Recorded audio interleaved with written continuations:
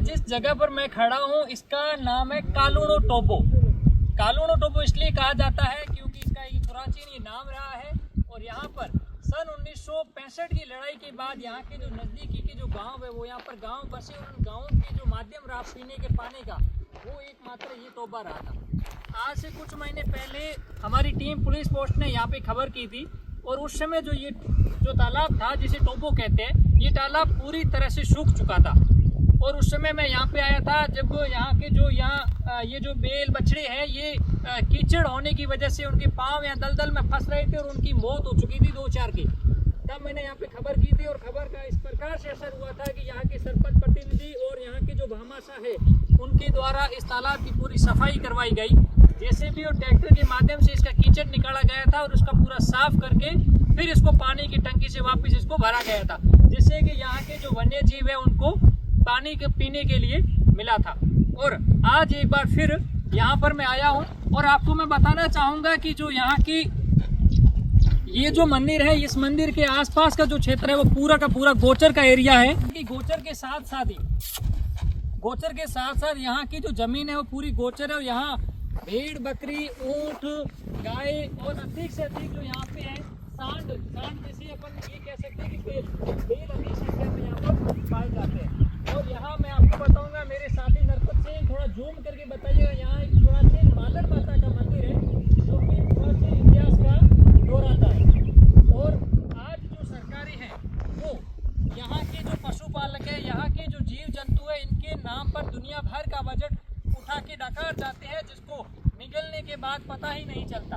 लेकिन अगर धरातल पर वास्तविकता में ये काम होता तो ये जो आप तालाब का एरिया देख रहे हैं, ये बरसात के समय में इसकी सफाई होकर और इसको पूरी तरीके से तैयार किया जाए तो ये आसपास के यहाँ के 15 से 20 गांव जो है उनके पीने के लिए पानी का सबसे बड़ा स्रोत हो सकता है।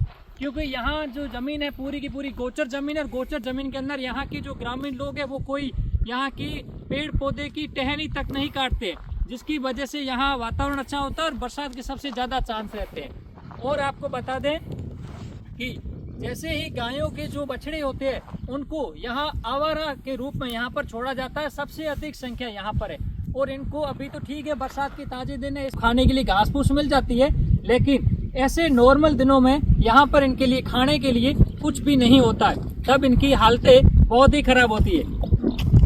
देखिए मैं आपको जो बता रहा हूँ, अभी भी आप देख सकते हैं कि बरसात के काफ़ी टाइम के बाद भी इसमें अच्छी मात्रा में पानी है। और अगर ये पानी नहीं समय पे सूखता है तो यहाँ इन ग्रामीणों का ऐसा कहना है कि 1 साल तक यहाँ पर जो लोग हैं इनका कहना है कि 1 साल तक यहाँ के वन्य जीवों के लिए पीने के लिए पानी पर्याप्त मात्रा में। तो मैं यहाँ की जो जनप्रतिनिधि है उनसे यही निवेदन करना चाहूँगा, उनसे यही आग्रह करूँगा कि जो यहाँ जो ये तालाब है इसकी अगर सफाई की जाए और इसको संपूर्ण तरीके से इसको व्यवस्थित किया जाए और इसका जो बजट आ रहा है उसी के ऊपर उपयोग में लगाया जाए तो यहाँ के जो पशुपालक है उनके लिए ये इनसे बड़ा कोई सहारा नहीं हो सकता। और सबसे बड़ी बात तो ये है कि जिसे गाय जैसे देश की राष्ट्र माता घोषित करने की सरकारी बातें कर रही है, यहाँ पर गाय जो है आप देख सकते हैं बड़ी भारी मात्रा में यहाँ पर गाय है। और वो अभी तो ठीक है, बाकी हालांकि थोड़े दिन बाद जैसे सूखा होना शुरू हो जाएगा उसके बाद इनकी हालतें भूख में बहुत ही खराब होती है। और यहाँ पर ऊंट, भेड़, बकरी सबसे अधिक पाए जाते हैं। और आज तो हमने देखा कि यहाँ पे जो वन्य जीव है, हमने हमारे कैमरे से उनको भी कैचअप करना चाहा है, यहाँ के वन्य जो जीव है वो भी यहाँ पर पाए जा रहे हैं। तो सरकार को इस वक्त कदम जरूर उठाने चाहिए।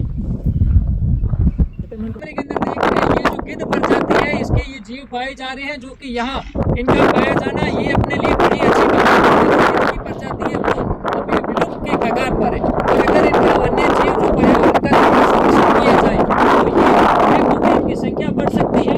लेकिन आज इनके जो सुविधा कोई यहाँ कदम नहीं उठाया जा रहा है। और आज जो ये तालाब है इसकी तालाब की जो भूमि है मैं आपको बताऊँ,